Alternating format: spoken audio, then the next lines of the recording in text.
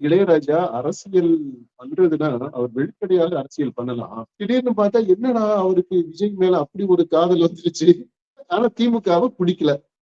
அது வெளிப்படையாக பேச முடியல அவரால. அந்த அளவுக்கு துணிச்சல் இல்ல, தைரியம் இல்ல. விஜய் வந்து ஜெயிச்சிருவாரு. விஜய் ஆட்சி அமைக்க போறாரு. அப்படின்னு வெளிப்படையாக சொல்ல முடியல. அதாவது திமுக தோத்துரும் அப்படின்னு அவர் சொல்ல முடியல. ஆனா அவருக்கு உள்ளத்துல ஒரு சந்தோஷம். அமித்ஷாவுடைய மைண்ட் என்னன்றது தெரியும். அதனால இப்போ டிவிகே எப்படியும் பாஜக அணிக்குள்ள வர வேண்டிய தேவை இருக்கலாம். ரிசல்ட் மாறி வரும்போது அப்படி அந்த அந்த சூழ்நிலையில இது வந்து ஒரு ஒரு ப்ரிப்பரேஷன் மாதிரி இருக்கும் அப்படின்றதுக்காக அதை பண்ணிருக்கிறாரு. வெளிப்படையா அரசியல் பண்ணாம ஒரு பக்குவப்பட்ட ஒரு அவருடைய ஸ்டேட்டஸுக்கு ஒரு அரசியல் பண்றதுன்னா வெளிப்படையா பண்ணா தானப்பா நல்லா இருக்கும், கௌரவமா இருக்கும்.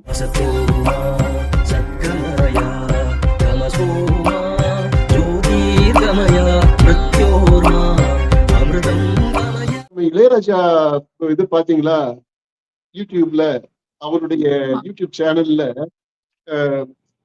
திடீர்னு பார்த்தா, என்னடா அவருக்கு விஜய் மேல அப்படி ஒரு காதல் வந்துருச்சு. எப்பவோ நடிச்ச படம், பழைய படம். அதுல ஒரு பாட்டு, இந்த சின்ன தம்பி வந்து பாப்பா உனக்காக நாடு காத்துக்கிட்டு இருக்குன்னு அப்படி ஒரு பாட்டை போட்டு, இது எங்கள் இது எங்கள் நீதி அப்படின்ற அந்த படத்துக்கு பேரு. அந்த படத்துல இருந்து இது மாதிரி ஒரு சின்ன தம்பிய ஆட்சிக்கு வர வைக்கிறதுக்கு கூப்பிடுறது மாதிரி அந்த ஸ்டில்லு வேற, அந்த படத்துல இருந்து ஒரு ஸ்டில்லு சின்ன விஜய், யங் விஜய் அடுத்த அந்த கேள்வியா படத்தை கூட அதை போட்டு வச்சிருந்தேன். கடைசியா அந்த கேள்வியை நீங்க இதுக்கு அதையே சொல்லிட்டீங்க. கேட்டுருங்க. அப்ப அந்த கேள்வி நீங்க கேட்க அந்த கேள்வி என்னன்னு சொல்லுங்க. எல்லாரும் தலைவர்களா வந்துட்டு எக்ஸிட் போலுக்கு அப்புறம் அத பத்தி பேசியிருந்தாங்க. ஆனா இவர் அத பத்தி பேசாம, ஆனா அத தொடர்ந்து யூடியூப்ல இந்த போட்டோவோட அந்த சின்ன தம்பி அந்த பாட்டை போட்டு அந்த பாடலே ஃபுல்லா போட்டிருக்கிறாரு. நாட்டு ஆளவா அப்படிங்கிற மாதிரிதான் அந்த வரிகள்லாம் இடம் பெற்றிருக்குது. ஆமா, அதுதான் நான் இந்த அமித்ஷாவோட கனெக்ட் பண்ணி நான் பாக்குறேன். அமித்ஷாவுடைய உள்ள கிடக்கைன்னு சொல்லுவோம் தெரியுமா, அவன் மனசுக்குள்ள என்ன இருக்குது அப்படின்றத கரெக்டா புரிஞ்சுக்கிட்டு அத அத அதை செயல்படுத்துறதுக்கு ஒரு முதல் கட்டமா ஒரு காய் நகர்த்தல் மாதிரி ஒரு ஒரு இசை வடிவத்துல ஒரு ஏதோ ஒரு பொதுவா என்னத்தோடு பேசுறது மாதிரி அப்படி ஒரு இம்ப்ரெஷனை கொடுத்துட்டு, ஆனா என்னன்னா ஒரு அலையன்ஸுக்கான தயாரிப்பு, முன் தயாரிப்பு. பின்னால் வரப்போகிற அந்த கூட்டணி பேச்சுவார்த்தைகளுக்கான முன் தயாரிப்பாக இது ரோடு அப்படியே ப்ரிப்பேர் பண்றது மாதிரி இந்த இவருடைய ஆமா ஆமா. ஏன்னா நமக்கு தெரியும், இவரு இளையராஜாவுக்கு வந்து திமுக அவளுக்கு பிடிக்காது அப்படின்னா அந்த மாதிரி இம்ப்ரெஷன் தான் அவர் கொடுத்திருக்கிறாரு. ஏன்னா அவருக்கு பாராட்டு விழா நடத்தினாங்க இந்த தேர்தல் பிரச்சார டயத்துல. திமுக பர்பஸா தான் அதை பண்ணிருக்கு. இவரு இது பிரச்சாரம் பண்றாங்க நம்மளை வச்சு அப்படின்னா அவர் வந்து இந்த விழா வேண்டாம்ப்பா அப்புறமா பாத்துக்கிடுவோம் அப்படின்னு சொல்லியிருந்திருக்கணும். ஆனா விழா அதுல ஒரு ஆசை இருக்கு, அல்லது திமுகவுக்கு நோ சொல்லக்கூடிய அளவுக்கு அவருக்கு தைரியம் இல்லை. விழாவுக்கு ஒத்துக்கிட்டு அங்க போய் விழாவுல இது மாதிரி இந்த விழா எதுக்கு நடத்துறாங்கன்னு எனக்கு தெரியல அப்படின்னு பேசுறாப்புல. இல்ல இது இந்த மாதிரிதான் அது அவருக்கு துணிச்சல் இல்ல. ஆனா திமுகவை பிடிக்கல. அது வெளிப்படையாக பேச முடியல அவரால. அந்த அளவுக்கு துணிச்சல் இல்ல, தைரியம் இல்ல. அதான் இப்போ விஜய் வந்து ஜெயிச்சிருவாரு, விஜய் ஆட்சி அமைக்க போறாரு அப்படின்னு வெளிப்படையாக சொல்ல முடியல. அதாவது திமுக தோத்துரும் அப்படின்னு அவர் சொல்ல முடியல.